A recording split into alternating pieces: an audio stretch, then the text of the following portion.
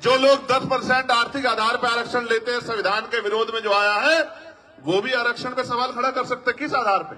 जो लोग सदियों से आरक्षण का लाभ लेते आ रहे हैं, तमाम संस्थानों पे काबिज हैं, जिन्होंने कमजोर वर्गों के लोगों को उनकी दुख तकलीफों के बाद, उनके भूखे पेट के बाद, जब उनकी बच्चों को तन ढकने का अधिकार नहीं था, जिन्होंने उनके आंसुओं के बाद भी, जिनके मुंह से एक शब्द भी हाय का भी नहीं निकला कि इनके साथ गलत हो रहा, वो हमसे सवाल कर रहे हैं। कहां थे लोग जब इस देश में स्तन टैक्स लिया जाता था? कहां थे लोग इस देश में जब विधवा विवाह रोका गया था? कहां थे जब सती प्रथाएं होती थी? कौन खड़ा था इस बात को लड़ने के लिए जब महिलाओं को जिंदा जला दिया जाता था? मैं चैलेंज करता हूं कि जिनका भी प्रतिनिधित्व लोकसभा में है, उस पार्टी का कोई भी राष्ट्रीय अध्यक्ष यूजीसी के विषय पे हमसे डिबेट करे। प्यारे साथियों, आज 11 फरवरी 2026 को हम लोग दिल्ली के जंतर मंतर पर अपनी मांगों को लेकर इकट्ठा हुए और ये अधिकार बाबा साहब अंबेडकर के द्वारा लिखे गए संविधान ने हमें दिया है। और ये अधिकार सिर्फ हमें नहीं दिया, ये अधिकार देश के हर एक उस व्यक्ति को दिया है जो अपने ऊपर हुए अत्याचार, अन्याय, जुल्म, जाति, अपने अधिकारों पर हुए अतिक्रमण पे आंदोलन कर सकता है, विरोध दर्ज करा सकता है, पत्र लिख सकता है, प्रयास कर सकता है कि उसके ऊपर जो महसूस कर रहा है कि ये कानून गलत बना है, वो कानून को वापस लिया जाए। मैं अभी लोकसभा में था, बजट पे अपनी बात रख के इसलिए आपके बीच देरी से पहुंचा क्योंकि राष्ट्रपति जी के अभिभाषण पे चर्चा नहीं हो पाई। तो बजट एक महत्वपूर्ण विषय है, बजट पे मैंने अपनी बात रखी और फिर अब मैं आपके बीच में हूं। प्यारे साथियों, मैं अपनी बात को शुरू करते हुए बहुजन समाज में जन्मे सभी संतों, गुरुओं और महान पुरुषों को नमन करता हूं।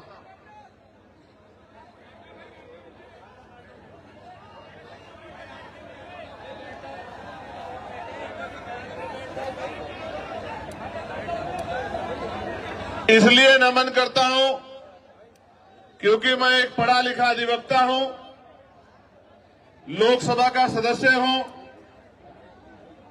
इस देश के इतिहास को जानता हूं और इतिहास से प्रेरणा लेकर ही आप अपने भविष्य को मजबूत कर सकते हैं, अपने वर्तमान को अच्छा बना सकते हैं।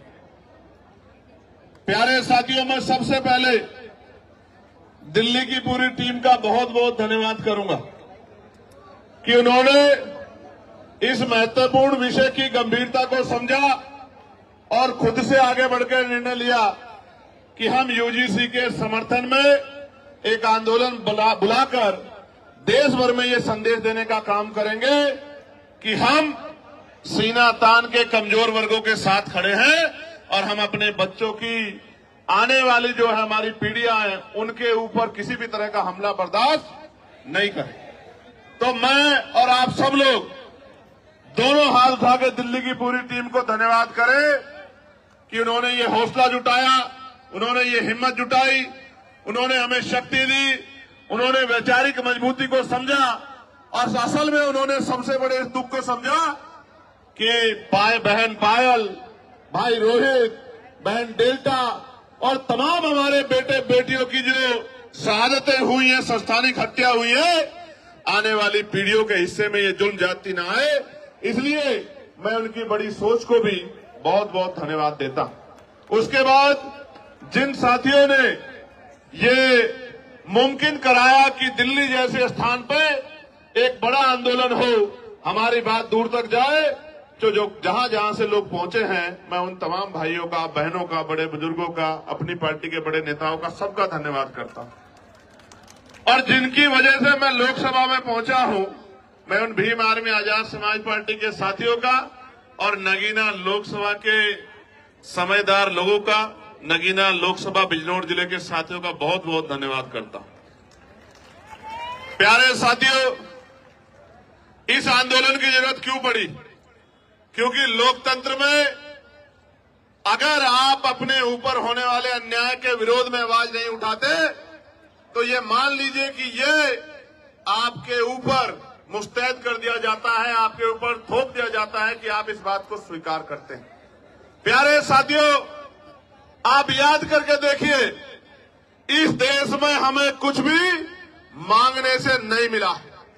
हर चीज के लिए हमारे अपने बीच के लोगों ने, जिनको आज हम महापुरुष के रूप में मानते हैं, उन्होंने संघर्ष किया है, अपना जीवन बलिदान किया है, अपने बच्चों का बलिदान दिया है, उन्होंने अपना सुख चैन त्यागा है। उसके कारण आज इस देश में कमजोर वर्गों के लोगों को हक और अधिकार मिलने का काम हुआ। प्यारे साथियों, मैं आज उदाहरण देके बताऊंगा। जो भी डिबेट करना चाहता है, मैं चैलेंज करके कहता हूं, जिस भी पार्टी के राष्ट्रीय अध्यक्ष में हिम्मत हो, वो आजाद समाज पार्टी के राष्ट्रीय अध्यक्ष से डिबेट करे, डिबेट करे। मैं सामान्य डिबेट में इसलिए नहीं जाता क्योंकि आजकल चैनलों पे डिबेट का अस्त्र खत्म हो गया है। अपने स्वाभिमान सम्मान की रक्षा स्वयं करनी है, वहां कोई भी आके बैठ जाता है और कुछ भी कहने लग जाता है। हम इतने लोगों का प्रतिनिधित्व करते हैं, इसलिए हमारी जिम्मेदारी है कि हम अपने सम्मान की रक्षा भी स्वयं करें। इसलिए मैं चैलेंज करता हूं कि जिनका भी प्रतिनिधित्व लोकसभा में है, उस पार्टी का कोई भी राष्ट्रीय अध्यक्ष यूजीसी के विषय पे हमसे डिबेट करे, और जो कमजोर वर्गों के विषय उन पर डिबेट करे, मुसलमानों के विषय पे डिबेट करे, ईसाइयों के विषय पे डिबेट करे, सिखों के विषय पे डिबेट करे, बौद्धिस्टों के विषय पे डिबेट करे, कर्मचारियों के विषय पे डिबेट करे, किसानों के विषय पे डिबेट करे, दलितों पिछड़ों के हक अधिकारों के विषय पे डिबेट करे, तो हम उनको जवाब देके बताएंगे कि हम जमीन से आए हैं, किसी नेता के पोते, बेटे, पोती, बेटी नहीं है। हमें जमीन का पता है कि आज हालात क्या हैं और लंबे समय से हालात क्या थे। प्यारे साथियों, बड़े गौर से सुनो। नारे तो आप लगा रहे हैं तो बहुत दिनों से, लेकिन खाली नारे से बात नहीं आगे बढ़ेगी। प्यारे साथियों, मैं जानता हूं शिक्षा के दरवाजे किसी और ने नहीं खोले। अगर राष्ट्रपिता ज्योतिबा फूले प्रयास नहीं करते तो आज हमारे तन पे ये कपड़े नहीं आते। अगर शिक्षा में सबसे बड़ा योगदान किसने दिया है तो राष्ट्रपिता ज्योतिबा फूले ने दिया, मां सावित्रीबाई फूले ने दिया, मां फातिमा शेख ने दिया। प्यारे साथियों, इस देश में जिस आरक्षण को रोज बुरा भला कहा जाता है, हालांकि किसी की हैसियत नहीं है बुरा भला कहने की, क्योंकि जब आप ये कहते हैं, जब आप एक उंगली किसी की तरफ उठाते तो 4 उंगली आपकी तरफ भी जाती है, 3 उंगली एक अंगूठे का रुख भी आपकी तरफ होता है, जो आपको ये बताता है कि एक बार अपने गिरवान में भी झांकिए। जो लोग 10% आर्थिक आधार पर आरक्षण लेते हैं, संविधान के विरोध में जो आया है, वो भी आरक्षण पे सवाल खड़ा कर सकते। किस आधार पे? किस आधार पे? जो लोग सदियों से आरक्षण का लाभ लेते आ रहे हैं, तमाम संस्थानों पे काबिज हैं, जिन्होंने कमजोर वर्गों के लोगों को उनकी दुख तकलीफों के बाद, उनके भूखे पेट के बाद, जब उनकी बच्चों को तन ढकने का अधिकार नहीं था, जिन्होंने उनके आंसुओं के बाद भी, जिनके मुंह से एक शब्द भी हाय का भी नहीं निकला कि इनके साथ गलत हो रहा, वो हमसे सवाल कर रहे हैं। नहीं, आपको कोई अधिकार नहीं सवाल करने का। अगर सवाल करना चाहते हैं तो अपने अंदर पैदा करिए कि आपके अंदर न्याय की क्षमता है, आप न्याय प्रिय हैं, पहले साबित करिए, फिर आके सवाल कीजिए, हम आपके सारे सवालों का जवाब देंगे। प्यारे साथियों, आरक्षण क्या जाति के आधार पर मिलता है? आरक्षण क्षेत्र के आधार पर भी मिलता है। आप जाके देखो, जम्मू कश्मीर में आरक्षण क्षेत्र के आधार पर मिलता है। आप जाके देखो, हिमाचल में आरक्षण क्षेत्र के आधार पर मिलता है। आप जाके देखो, उत्तराखंड में आरक्षण क्षेत्र के आधार पर मिलता है। कौन कहता है जाति के आधार पर मिलता है? आरक्षण उनको मिलता है जो पीछे रह गए हैं, जिनका प्रतिनिधित्व कम है। और इस देश का मैं गारंटी से कहता हूं, कास्ट सेंसस करा के आप लोग डेटा उठा के लाइए, आइए डिबेट कीजिए और बताइए आपकी संख्या कम है। मैं गारंटी देता हूं, मैं चंद्रशेखर आजाद जो लोकसभा का सदस्य है और आजाद समाज पार्टी भीमान में कार्यकर्ता, में वचन दे कहता हूं, अगर किसी विभाग में आपका आरक्षण कम हुआ, चाहे वो विधानसभा हो या लोकसभा हो या कोई भी विभाग हो, अगर आपका आरक्षण, आपका प्रतिनिधित्व कम हुआ, मैं वचन देकर कहता हूं कि दलित पिछड़ों की लड़ाई को पीछे छोड़ के पहले आपकी लड़ाई लड़ने का काम करेंगे। इस बात का मैं आपको विश्वास दिलाता हूं। मैं संविधान को मानने वाला व्यक्ति हूं, न्याय प्रिय व्यक्ति हूं, इसलिए आपसे कह रहा हूं, तो मगर सच का सामना तो करना ही पड़ेगा। इस देश में अगर आरक्षण आया सबसे पहले तो 1902 में आया, जिसको छत्रपति साहू जी महाराज ने लागू किया, किसी और ने लागू नहीं किया। कुर्मी वंश के छत्रपति साहू जी महाराज ने लागू किया, उससे पहले तमाम न्यायप्रिय लोगों पे था अवसर, उन्होंने लागू नहीं। इस देश में अगर वोटिंग राइट मिला, इस देश के बहुसंख्यक लोगों को बालिग लोगों को वयस्क मताधिकार मिला, सार्वभौमिक मताधिकार मिला, इसका श्रेय अगर किसी को जाता है तो वो बाबा साहब अम्बेडकर को जाता है। आपको इतिहास पढ़ना चाहिए। 1919 से पहले इस देश में बहुत कम % लोग वोट करते थे। मोंटेगो चेमफोर्ड सुधार समिति बनी और सुधार समिति ने नए पैमाने तय किए कि वोट देने का अधिकार उनको मिले जो जमींदार हैं, जो भूमि जिनके पास बड़ी संख्या में है, जो लगान देते हैं, जो टैक्स देते हैं, जो बहुत पढ़े लिखे हैं, जो पूंजीपति हैं, जिन पे व्यापार है। आप इतिहास उठा के देखो, जिनको ने आंख ही या जिनको अपने अधिकारों का पता ही संविधान के आने के बाद लगा है, उनकी संख्या कितनी रही होगी, आप इस बात को महसूस करके देखें। तो इसलिए मैं कह रहा हूं कि कुछ भी मांगने से नहीं मिला है। भारत ऐसा देश है जहां बाबा साहब अम्बेडकर ने जिस तरह आज हम इकट्ठा हुए बहिष्कृत हितकारिणी महासभा के बैनर तले ज्ञापन दिया, उस ज्ञापन के बाद साइमन कमीशन भारत आया और साइमन कमीशन जब भारत आया उनकी रिपोर्टों के आधार पर गोलमेज कॉन्फ्रेंस हुई और तीनों गोलमेज कॉन्फ्रेंस के बाद बाबा साहब अम्बेडकर ने यह सुनिश्चित करवाया कि कमजोर वर्गों के लोगों को भी वोट का अधिकार मिलना चाहिए। तब इस देश में, और आपको जान के खुशी होगी कि न्यायप्रिय चरित्र जिसे कहते हैं, कि भारत पहला ऐसा देश है कि संविधान के लागू होने के साथ देश की महिलाओं को और गरीब और अमीर तमाम तबकों के लोगों को वोटिंग राइट मिलने का काम हुआ। ये काम अमेरिका नहीं कर पाया, ये काम जर्मनी नहीं कर पाया, ये काम यूरोपियन कंट्री नहीं कर पाई, ये काम इंग्लैंड नहीं कर पाया। ये काम अगर किसने किया कि महिलाओं को बराबर का अधिकार मिले, तो ये भारतीय संविधान में बाबा साहब अम्बेडकर ने किया। हिंदू कोड बिल पे इस्तीफा दिया जब महिलाओं को उनके अधिकार नहीं दिला पाए, पिछड़ों को उनके अधिकार नहीं दिला पाए। इसलिए हम तो लंबे समय से उपेक्षाओं से लड़ रहे हैं। मैं बात आपको क्यों बता रहा हूं, जब हम चारों तरफ देखते हैं तो मामना रामसु वर्मा दिखाई देते हैं, संत राम बी प्रजापति दिखाई देते हैं, मान्यवर काशी राम साहब दिखाई देते हैं, मान्यवर दीना भाना वाल्मीकि साहब दिखाई देते हैं। जब हम चारों तरफ देखते हैं संत गाडगे जी महाराज दिखाई देते हैं, नारायणा गुरु दिखाई देते हैं। जब हम चारों तरफ देखते हैं बाबू सिंह दयाल चौरसिया दिखाई देते हैं, परमानंद लोधी जी दिखाई देते हैं, अवंतिका बाई लोधी जी दिखाई देती है, जलकारी बाई दिखाई देती है, तमाम हमारे महापुरुष और वीरांगनाएं दिखाई देती हैं। ये सब कौन है? इन्होंने हमारी बस्ती में जन्म नहीं लिया, इन्होंने हमारे जिले में जन्म नहीं लिया, इन्होंने हमारे प्रदेश में जन्म नहीं लिया, मगर हम अपने मां बाप से ज्यादा इनका सम्मान करते हैं और इनके सम्मान पे खून की बूंद बूंद लगा सकते हैं। उसका कारण क्या है आप जानिए। उनका कारण ये है कि इन महापुरुषों ने अपने बच्चों को भी पीछे छोड़ दिया, इन्होंने हमारे लिए अपना पूरा जीवन जिया। इनकी वजह से आज हमें अधिकार मिले। इसका मैं उदाहरण बताता हूं। बाबा साहब अम्बेडकर ने अपने जीवन में 3 लोगों को गुरु माना। धार्मिक गुरु उन्होंने, न्यायिक गुरु के तौर पे उन्होंने महामानव तथागत बुद्ध को अपना गुरु माना। शिक्षा के क्षेत्र में उन्होंने राष्ट्रपिता ज्योतिबा फुले को अपना गुरु माना और अंधविश्वास पाखंडवाद को यानी कि विज्ञानवाद के तर्क के आधार पर बात करने के लिए उन्होंने गुरु कबीर जी को अपना गुरु माना। आप समझो, बाबा साहब ने राष्ट्रपिता ज्योतिबा फुले को गुरु माना, उनके दिखाए रास्ते पे चले, साहू जी महाराज के रास्ते पे चले। इसी वजह से वो सामाजिक न्याय की बात को मजबूती से रख पाए। कहां थे लोग जब इस देश में स्तन टैक्स लिया जाता था? कहां थे लोग इस देश में जब विधवा विवाह रोका गया था? कहां थे जब सती प्रथाएं होती थी? कौन खड़ा था इस बात को लड़ने के लिए? जब महिलाओं को जिंदा जला दिया जाता था, वही महापुरुष खड़े थे जो समझते थे कि हर व्यक्ति के जीवन का मूल्य क्या है। प्यारे साथियों, बात मैं आपको क्यों बता रहा हूं कि हमारी पार्टी के नेता ये बात कर रहे थे कि भाई चंद्रशेखर आजाद पिछड़े वर्ग के लिए मैदान में आए, कोई नहीं आता। मैं उनको कहना चाहता हूं कि आप पिछड़े नहीं हैं, आप हमारे भाई हैं, हमसे पिछड़े हुए हैं। आप पिछड़े नहीं हैं, हम सब लोग पिछड़े हैं। आप हमारा परिवार हो, हमारे भाई हो, बस पिछड़े हुए हो, उन पिछड़ों को इकट्ठा करने के लिए हम लोग निकले।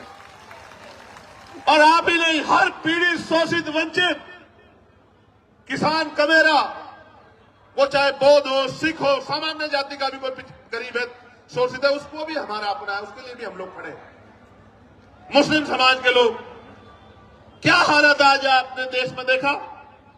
मजारें गिर रही हैं, खानकाहें तोड़ी जा रही हैं, मस्जिदों में बुलडोजर चल रहा है। और अयोध्या में क्या हुआ? जिस व्यक्ति पे आरोप लगा के उसका घर तोड़ दिया, उसको बंद रखा, कोर्ट ने उसको बरी कर दिया।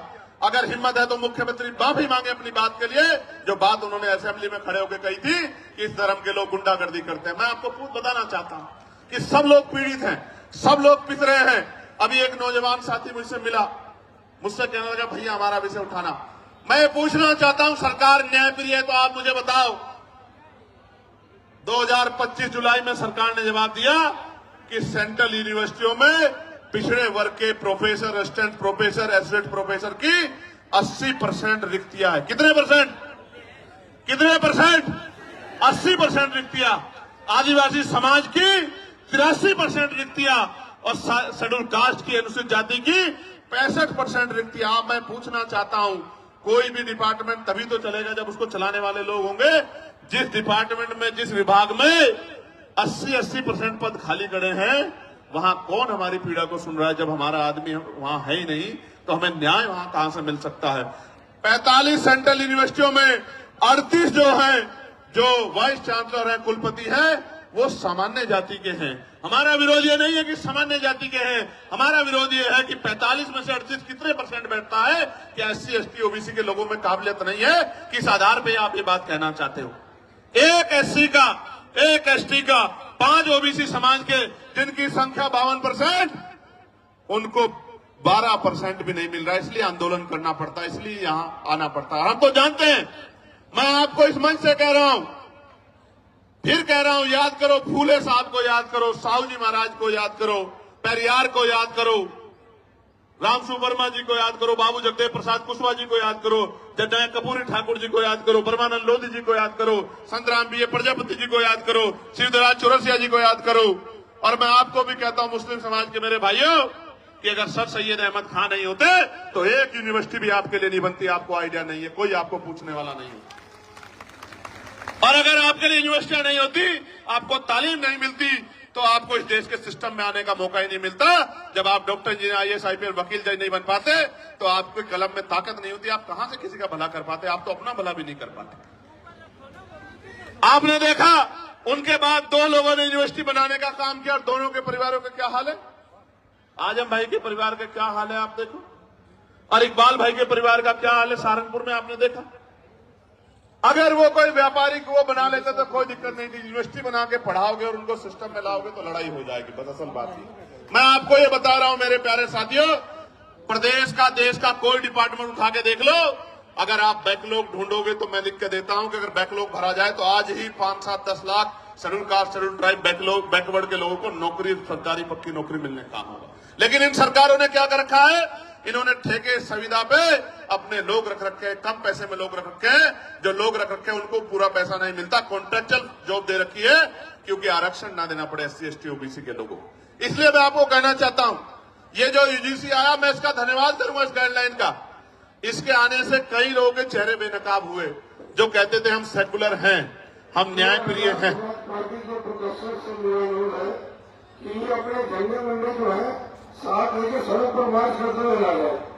ये जो सम्मानित व्यक्ति बोल रहे हैं, मैं इनसे आग्रह करूंगा, जो एडमिनिस्ट्रेशन के लोग यहाँ हैं, मैं उनसे आग्रह करूंगा कि हमारे जो सीनियर लोग हैं, एक बार उनसे बात कर लें। ये बीच में ना अपनी बात को रखे और ये भाषा शैली सुधारे। झंडे वंडे नहीं होते हैं, ये झंडा हमारा सम्मान है। और इस बार अगर ये भाषा शैली नहीं सुधारेंगे तो फिर ये आंदोलन आज ही नहीं, अब आगे कल के लिए भी कह दूंगा और लोगों को अपील कर दूंगा, फिर देख लेना संभाल नहीं पाओगे इस तरह करोगे।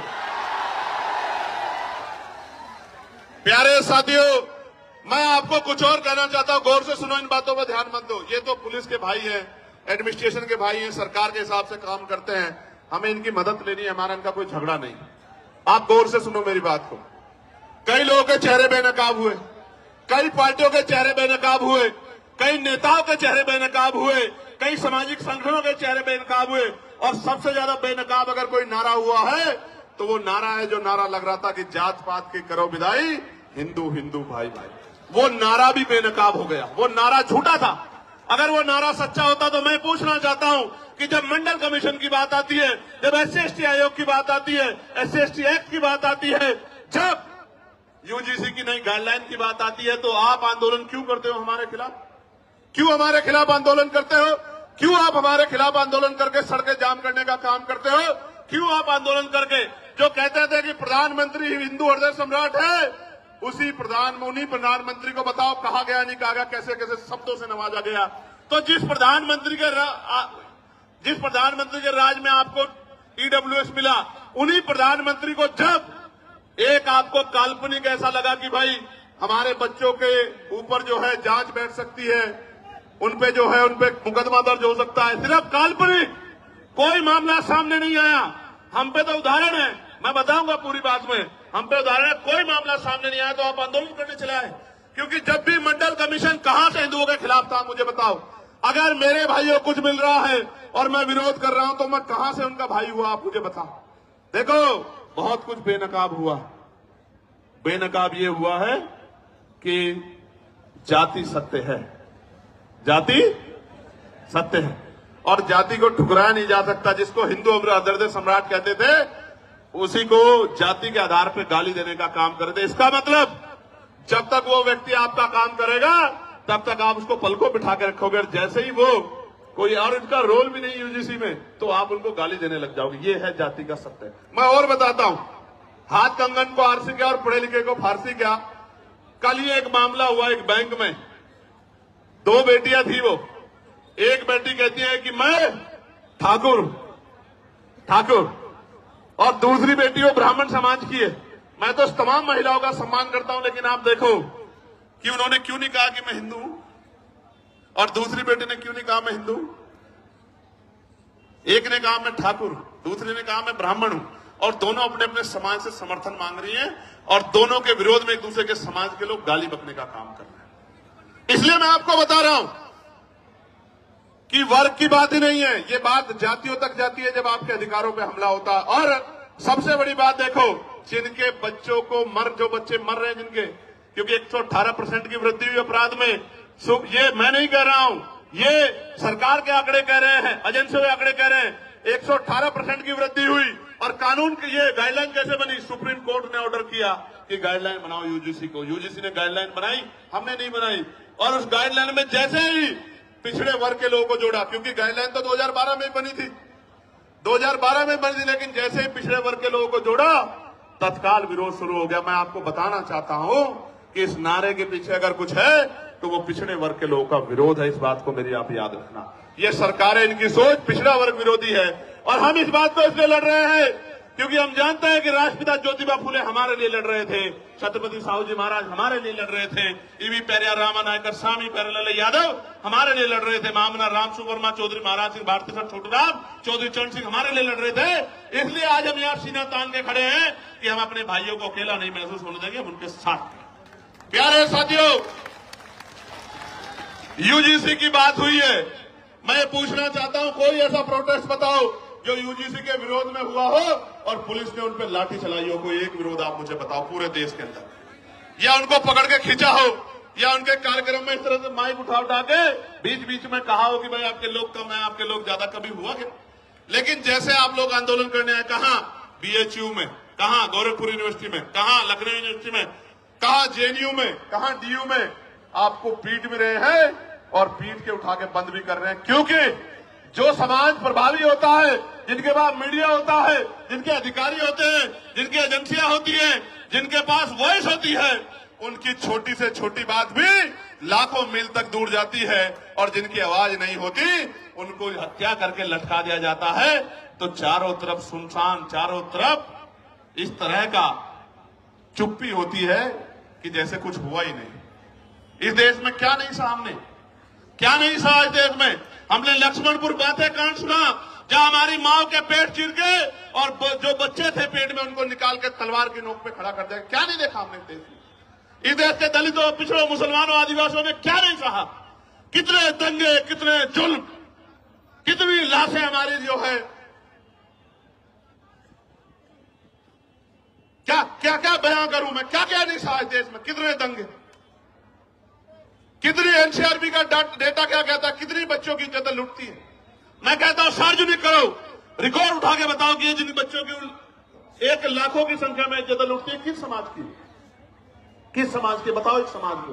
क्योंकि ये समाज सोया हुआ है, इनको नहीं पता कि रोज इनकी बच्चियों को, बेटियों को कहीं ना कहीं प्रदेश में, देश में जुल्म जाति का शिकार होना पड़ रहा है। और जब न्याय मांगने जाते हैं तो लाठियों से स्वागत होता है, अपमानित गालियां दी जाती है।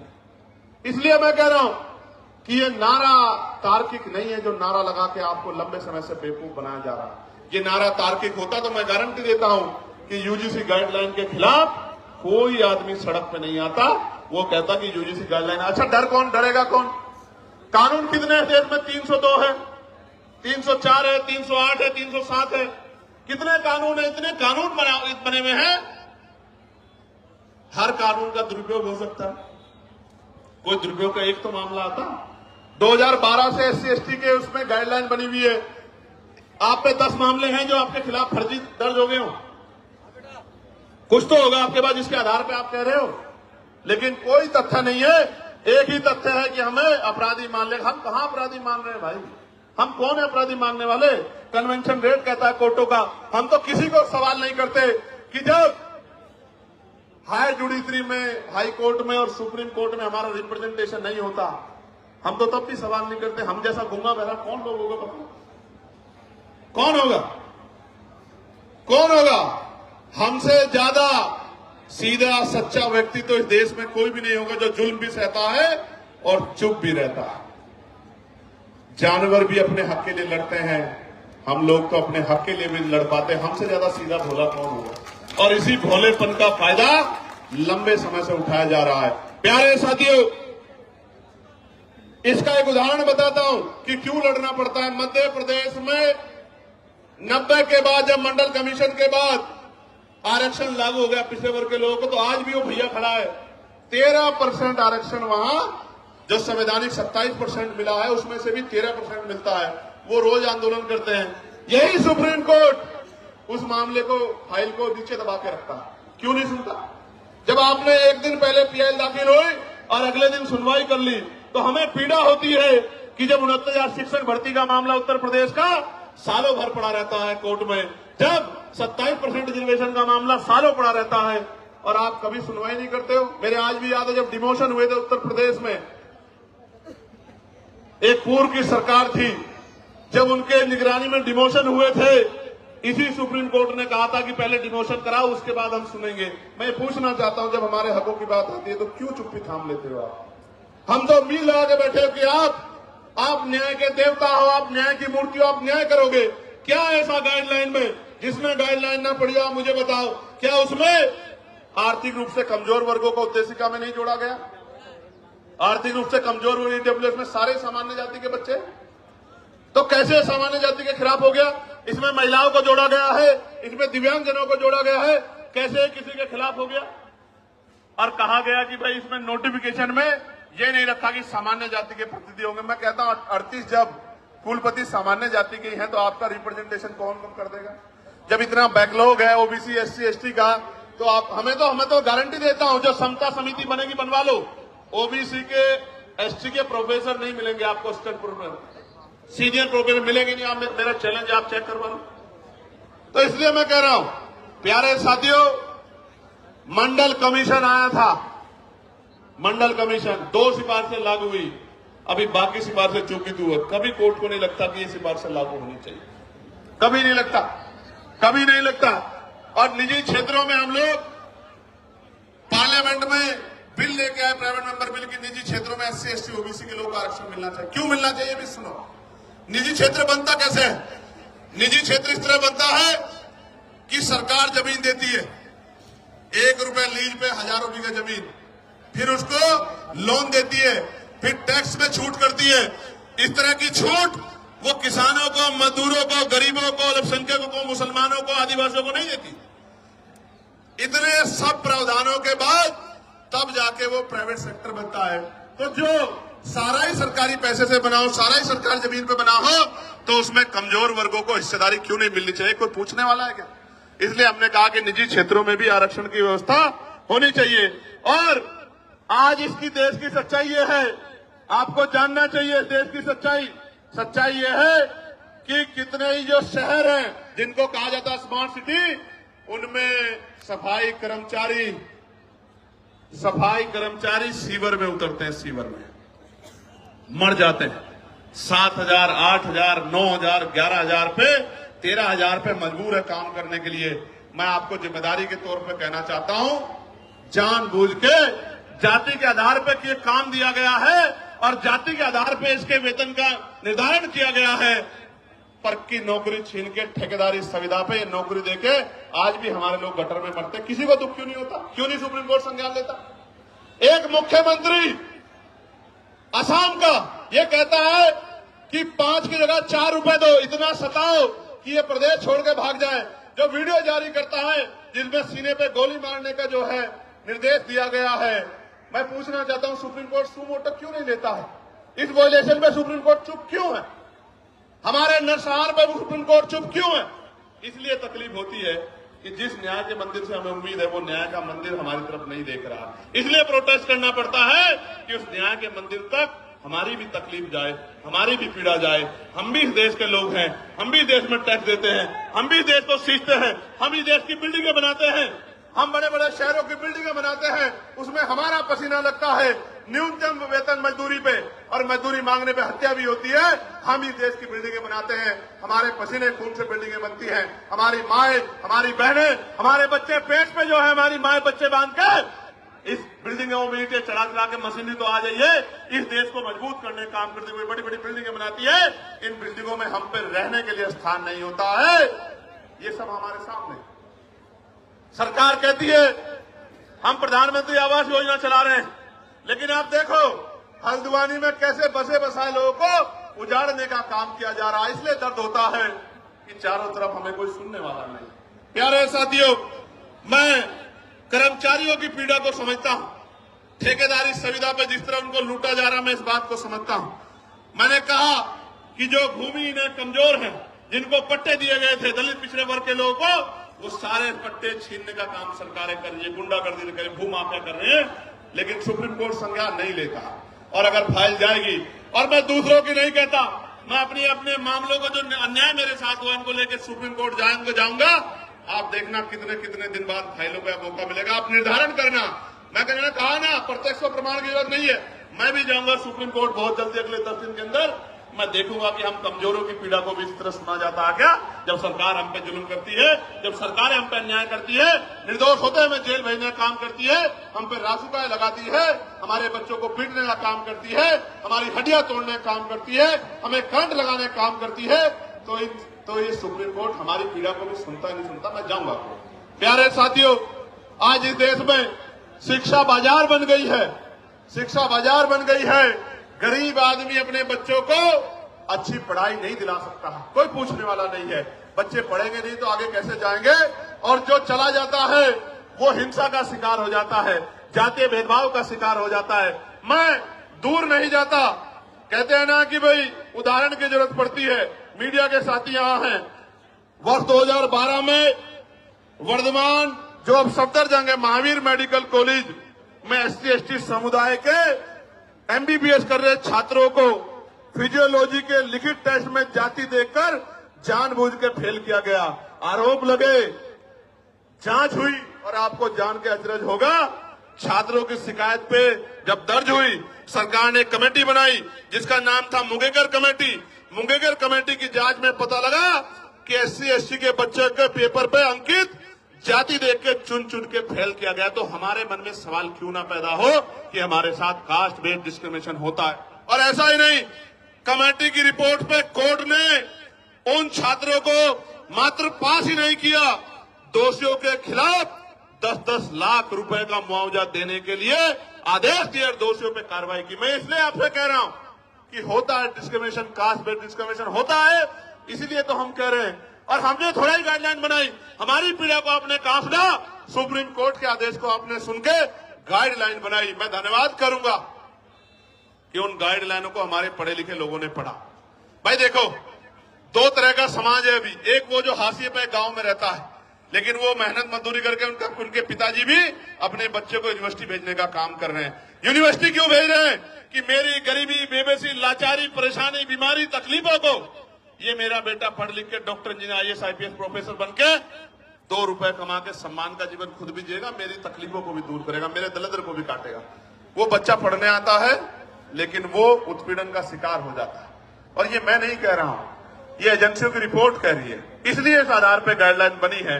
प्यारे साथियों, बातें तो बहुत है कहने को, लेकिन मैं ये कह रहा हूं, ये सच है कि जहां आपकी आवाज नहीं होगी वहां सुनवाई नहीं होगी। इसलिए आपको अपनी आवाज को मजबूत करना पड़ेगा। आज इस आंदोलन का पहला चरण है, आज यहां है, कल राष्ट्रीय अध्यक्ष भीम आर्मी के नेतृत्व में भोपाल में होगा। 9 तारीख को राजस्थान में हुआ था। हम लोग इतनी चैन से नहीं बैठने वाले हैं। हमें जब मुझसे कोई पूछता कि चंद्रशेखर भाई कैसे आए जीत के, तो मैं कहता हूं मैं नहीं आया, मेरे लोगों ने मुझे चुन के भेजा है, क्योंकि आज उनकी आवाज को उठाने वाला कोई भी नहीं है। आज उनके दर्द पे, उनकी दर्द पीड़ा पे बोलने वाला कोई नहीं है। मेरी क्या औकात थी कि मैं आ जाता लोकसभा में? मेरे लोगों ने वोट और नोट देके मुझे चुन के भेजा है। मेरी जिम्मेदारी बैठती है कि अगर उनकी तरफ आंच आए, उनकी तरफ उंगली उठे, तो मैं भी बोलूं और अपने साथ के जागरूक लोगों को भी बोलने के लिए तैयार करूं। इसलिए आज ये आंदोलन हो रहा है। प्यारे साथियों, इस देश में संविधान है, आर्टिकल 25-26 है, धार्मिक आजादी है। मैंने आज ही पार्लियामेंट में पूछा कि आप ये बताओ, तमाम त्योहारों पे आप व्यवस्था करते हो, लेकिन भगवान बुद्ध की जयंती पे,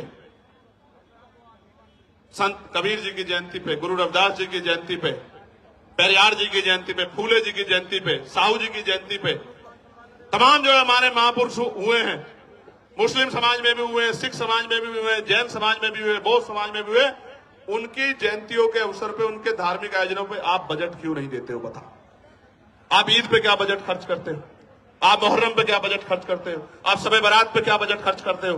क्या इस देश के धन पे कुछ ही लोगों का अधिकार है कि ये देश, ये सरकार सबका साथ सबके विकास के झूठे के नारे के साथ क्यों खड़ी है? ये कहे कि धन तुम्हारा और अधिकार हमारा, धन तुम्हारा अधिकार हमारा, हम अपने लोगों को देंगे। ये सच बताने का काम करें। हम जानते हैं सच क्या है। प्यारे साथियों, मैं लगातार उन विषयों को पार्लियामेंट में उठाने का काम करता हूं। हमारी संख्या कम है, इसलिए मुझे समय कम मिलता है, लेकिन ये संख्या कम हमेशा नहीं रहेगी। ये संख्या हमेशा कम नहीं रहेगी। हमें लड़ाई लड़नी पड़ेगी, और अगर हम चुप रहे ज्यादा दिन तक, वो दिन दूर नहीं है कि हमारी आने वाली पीढ़ियां इस देश में पुनः गुलाम हो जाएंगी। गुलामी की बेड़ियां काटने के लिए हमें संघर्ष करना पड़ेगा, और क्रांति की ज्वाला में अपना बलिदान देने के लिए सतत तैयार रहना पड़ेगा, क्योंकि महापुरुषों ने संघर्ष किया था तो हम लोगों को अवसर मिला है। और अगर आज हम लोग संघर्ष करेंगे तो आने वाली पीढ़ियों को अवसर मिलेगा। और अगर हम लोगों ने चुप्पी थाम ली, निजी स्वार्थों में चुप हो गए, जिस तरह हमारे कुछ नेताओं ने अपने लोगों का हाथ छोड़ के और ये कहा कि भाई हम इनके साथ है, मैं कहना चाहता हूं आपको सबके साथ रहना चाहिए, लेकिन गलत को गलत और सही को सही तो कहना चाहिए। अगर गलत होता तो मैं भी उनकी बात करता, लेकिन जब गलत नहीं है तो सिर्फ वोट के लिए आप उधर चले गए। जब आप पावर में नहीं हो तो आज आप उधर जाके खड़े हो गए हो, कल आप पावर में होंगे तो मैं कैसे उम्मीद करूं कि आप हमारे लोगों के बारे में सोचोगे। ये बहुत बड़ी चिंता हमारे समाज के सामने, हम गरीब, कमजोर, दलित, पिछड़े मुसलमानों के सामने देश में आ गई। प्यारे साथियों, चारों तरफ अंधेरा है, चारों तरफ चुप्पी है, सब लोग आंखें बंद करके बैठ गए हैं। ऐसे दौर में अगर हम लोगों ने भी आंखें बंद कर ली तो मैं लिख के देता हूं कि लड़ने की हिम्मत टूट जाएगी। मेरी बात को आप याद रखें। जब मैं ये लड़ाई लड़ रहा हूं, आपको नहीं पता इसके बाद मुझे क्या मिलेगा। मीडिया में जो उस तरह की सोच के लोग हैं, वो मेरे खिलाफ राजनीतिक प्रोपेगेंडा चलाएंगे, झूठे प्रोपेगेंडा चलाएंगे।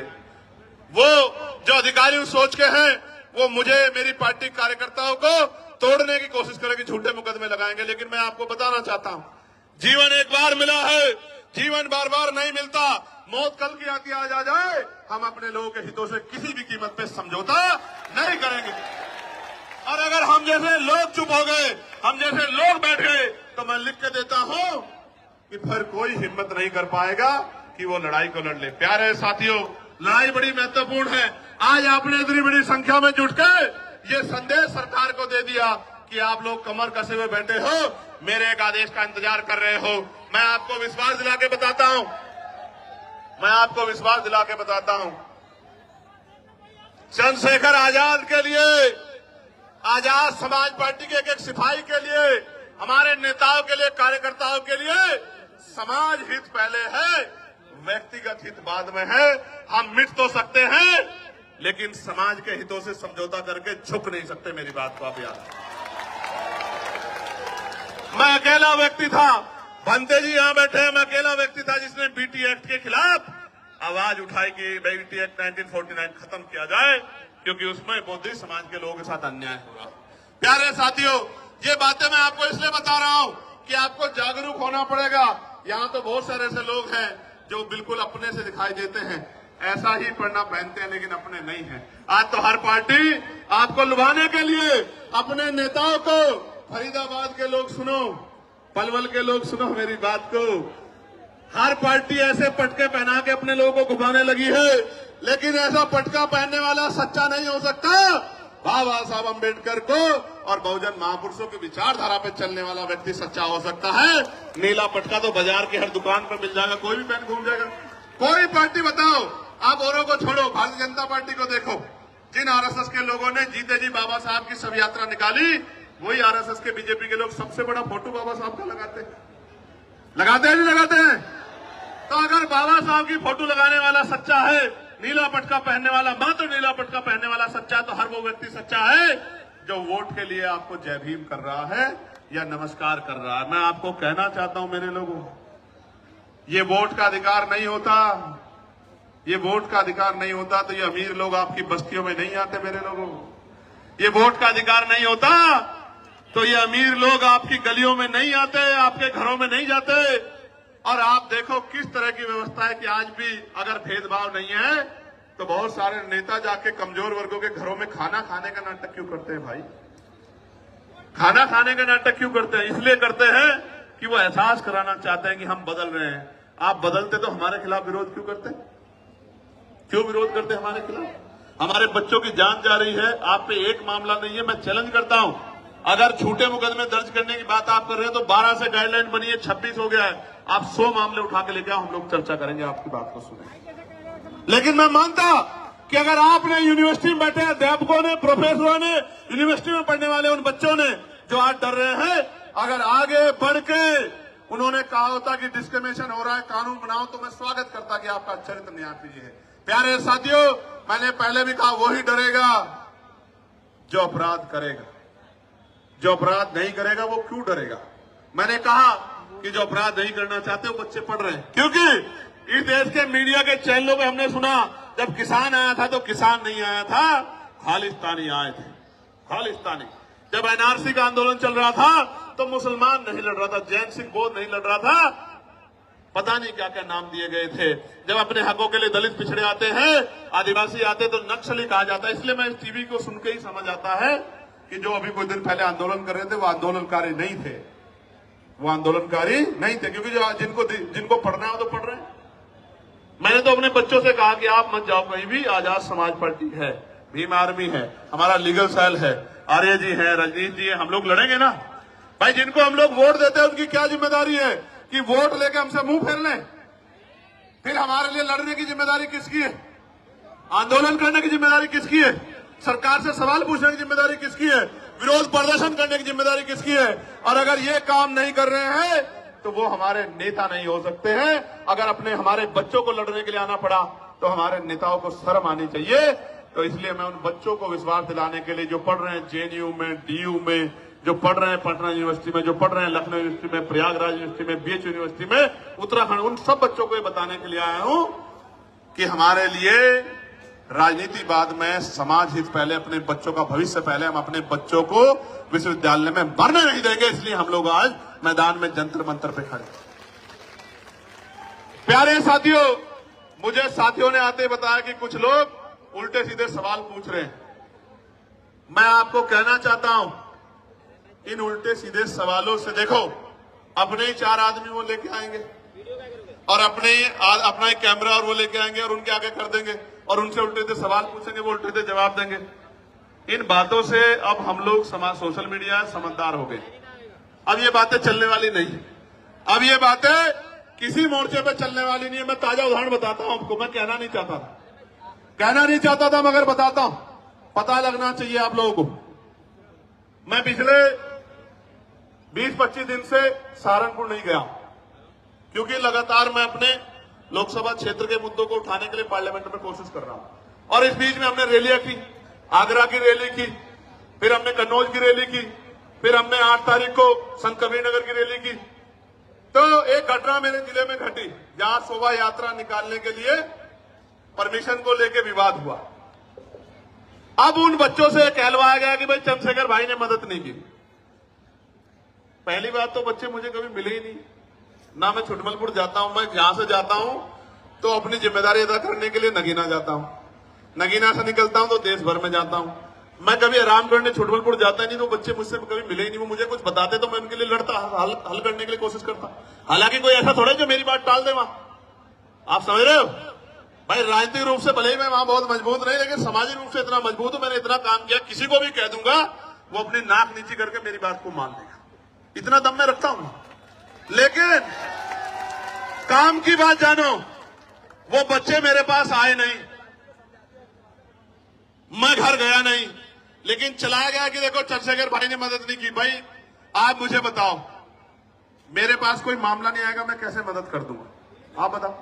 लेकिन चला गया कि भाई चंद्रशेखर मदद नहीं कर रहे हैं, चंद्रशेखर तो भाई मुस्लिम भाइयों का मामला इसलिए मदद नहीं कर रहे हैं। मैं पूछना चाहता हूं, ये मुस्लिम कोई अलग थोड़ा, ये भी तो हमारे ही हैं।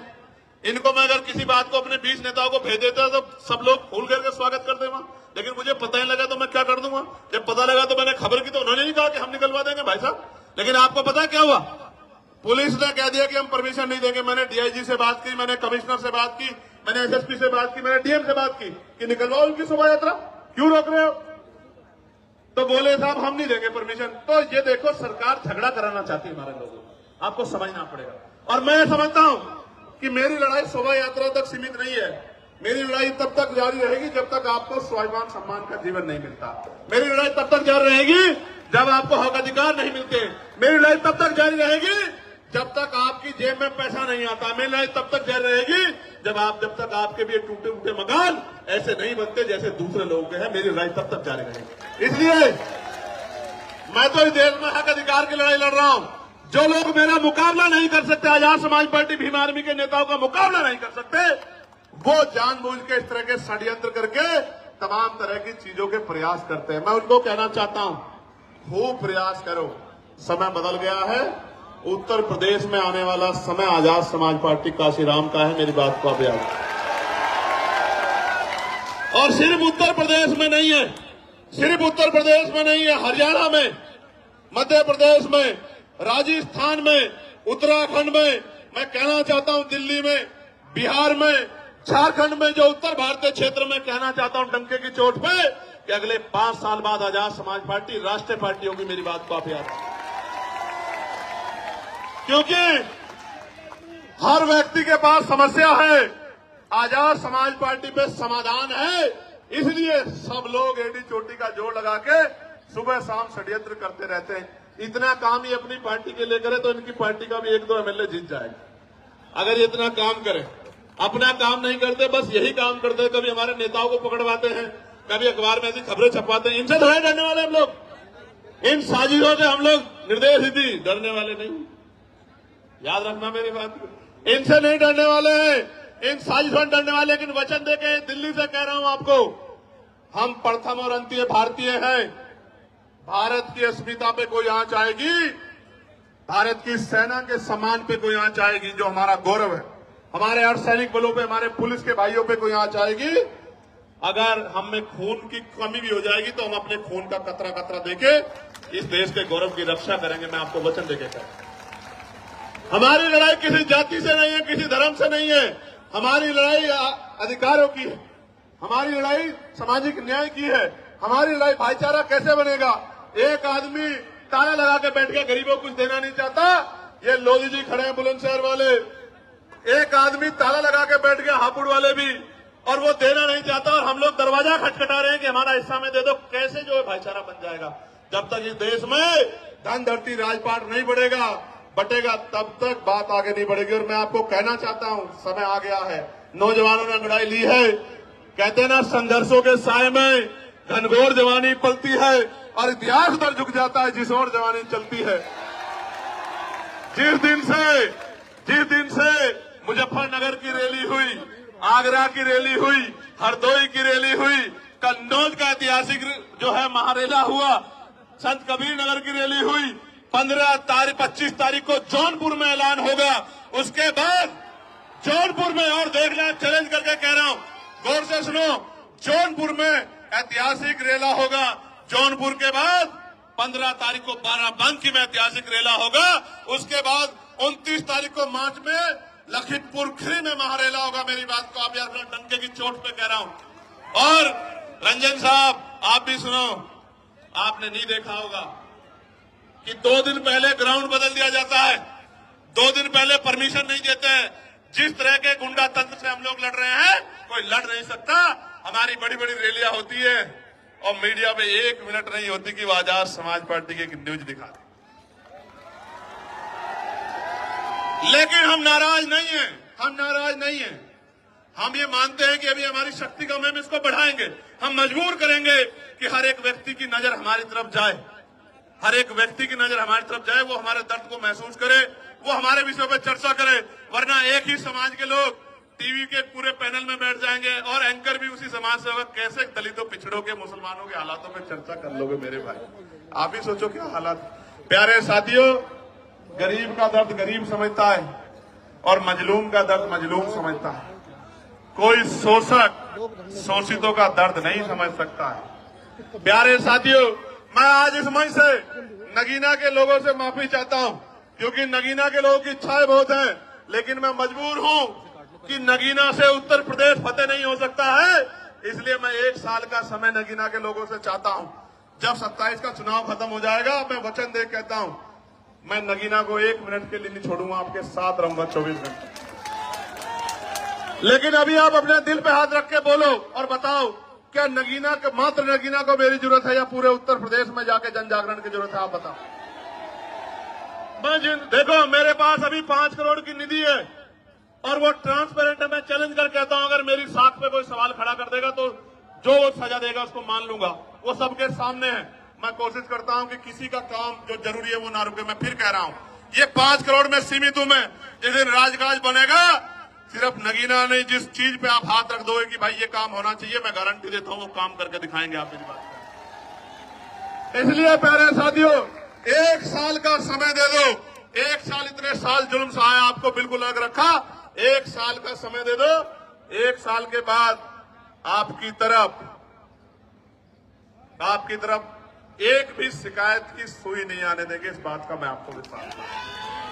प्यारे साथियों, शामली भैंसवाल के लोग धरने में बैठे हैं, कुछ लोग यहां भी आए हैं हमारा समर्थन करने।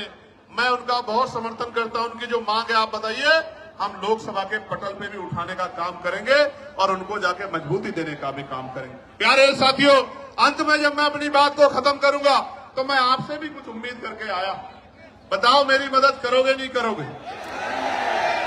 और मेरी मदद का मतलब क्या है? सुनो, मेरी मदद यानी कि आपकी खुद की मदद।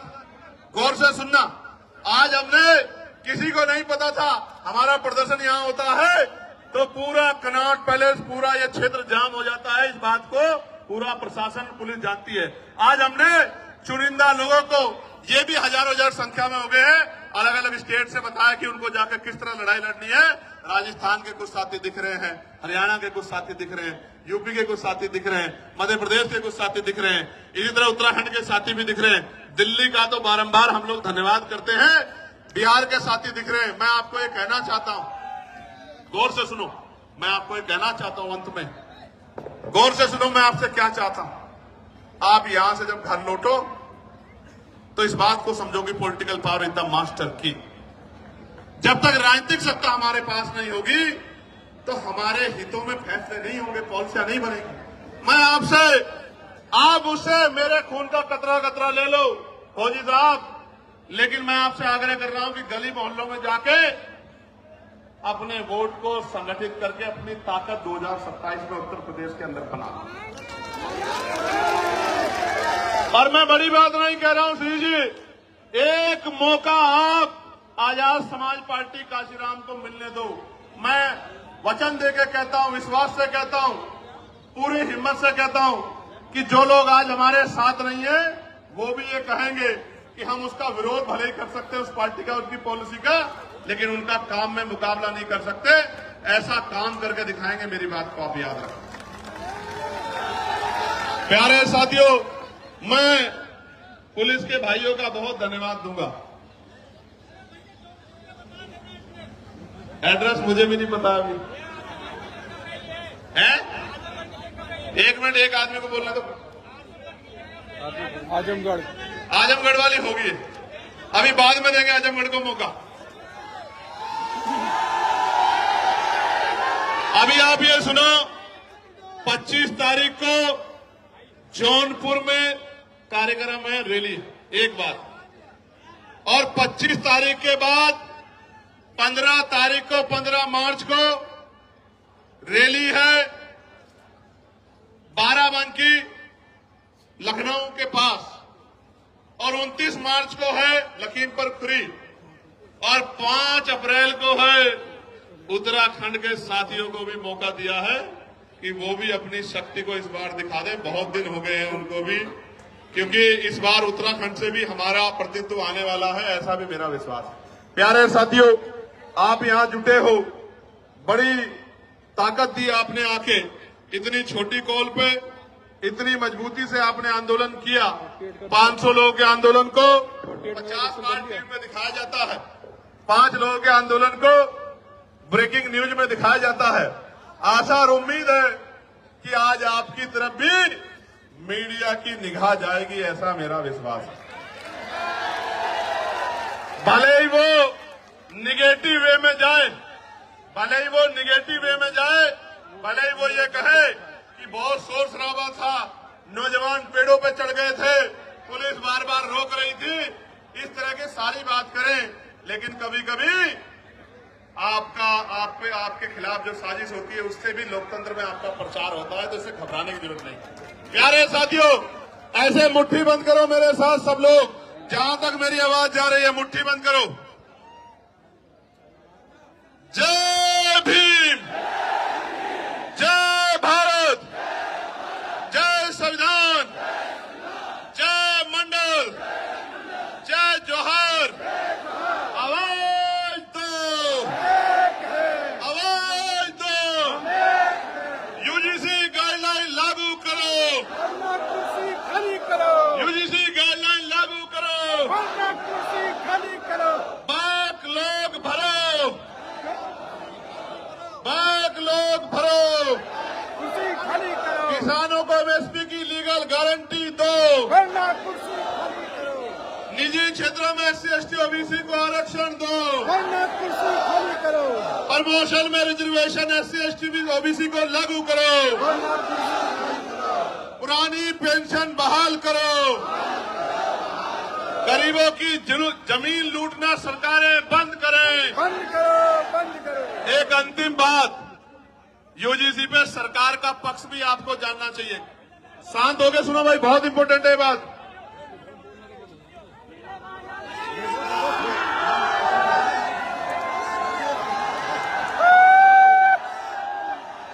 एक मिनट सुनो, अभी चर्चा करेंगे, खत्म कर रहे हैं, सुनो इंपॉर्टेंट बात सुनो भाई, सुनो आगे जो है, आगे सुनो जो खड़े। देखो, जब ये यूजीसी गाइडलाइन के खिलाफ कोर्ट में गए लोग, तो सरकार की जिम्मेदारी थी कि वो पैरवी करती। आप क्योंकि सुप्रीम कोर्ट की जो कार्रवाई है वो भी अब ऑनलाइन है, तो सॉलिसिटर जनरल जो है हमारे, उन्होंने एक शब्द नहीं कहा कि भाई ये होना चाहिए, इसमें कोई कमी नहीं है। अगर वो बोलते तो मानते, सरकार इस पक्ष में थी। गौर से सुनो, क्योंकि जब किसानों के खिलाफ कानून बने और किसान आए कोर्ट में, तो सॉलिसिटर जनरल उसकी खूबियां गिना रहे थे, 370 पे खूबियां गिना रहे थे, 3 तलाक पे खूबियां गिना रहे थे, और तमाम कानूनों पे खूबियां गिना रहे थे। लेकिन यूजीसी की गाइडलाइन पे जब रोक लग रही थी, तो जेब में हाथ डाल के खड़े थे। मुझे बड़ी तकलीफ होती है कि जिनको हम रहनुमा समझते हैं वही हमें मारने के पीछे तले। और बाजों की तरफ मत देखो, कल ये विरोधी लोग कहेंगे कि ये बाज भी चंद्रशेखर ने पाल लिए हैं, ये बाज भी चंद्रशेखर जी की मदद करने के लिए पहुंच जाते। भाई मैंने किसी को नहीं कुछ भी कहा है, मैं तो प्यार बांटने के लिए निकला हूं, लोगों को जोड़ने निकला हूं। अगर इंसानों के साथ पक्षी भी जुड़ रहे हैं तो मैं क्या कर सकता हूं मेरे भाई को। प्यारे साथियों, मैं पुणे दिल्ली की पूरी टीम का बहुत बहुत धन्यवाद करता हूं, बहुत बहुत धन्यवाद करता हूं। भाई